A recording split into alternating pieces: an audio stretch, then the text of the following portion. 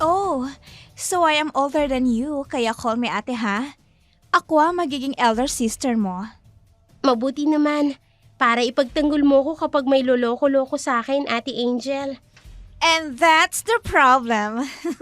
Kasi I am a coward, you know. Takot nga ako sa mumu eh, kaya gusto ko nandito ka. Mga iha! Oh my gosh, may G naman, Mang Delphine. Nagulat naman ako sa'yo. Huwag ninyong kakalimutang isarado lagi ang mga pinto, ha? At matulog kayo ng maaga. At pakiusap lang, huwag na kayong lalabas ng gabi dahil may aswang na gumagala sa lugar na ito at ang kadalasang biktima ay ang mga kabataang tulad ninyo. Halimaw! Naging halimaw si Lorna! Halika ditong manyakis ka!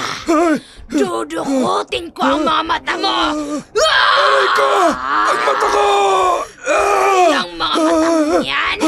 Naninilip ka diba? Wala na yung makikita ngayon!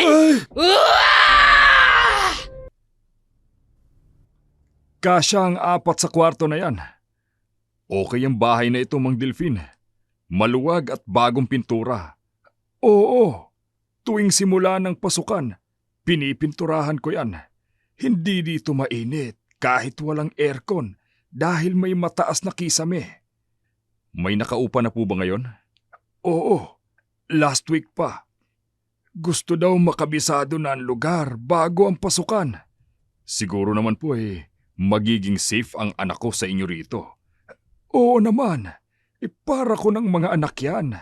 Makakaasa po kayo na hindi mapapahamak ang anak ninyo sa puder ko.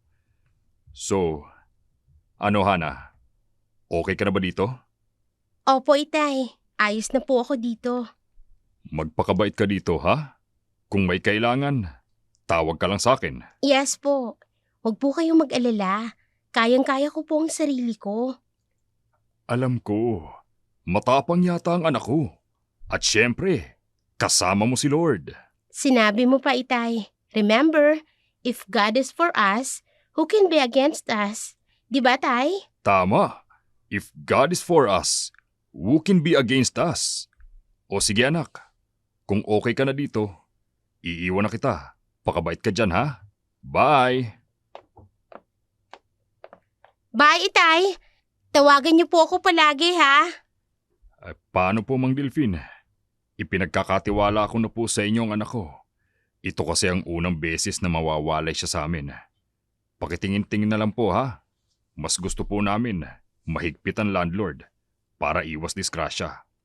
Makakaasa po kayo. Ako na ang bahala sa kanya.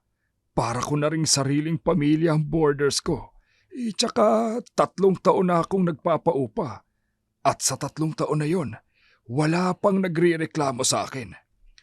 Maraming salamat po Mang Delphine.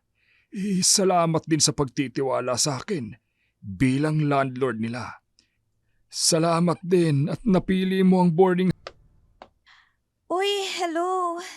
Hi, thank you nga pala ha, kasi may kasama na ako dito.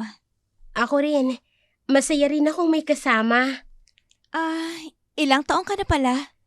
19 pa lang po ako.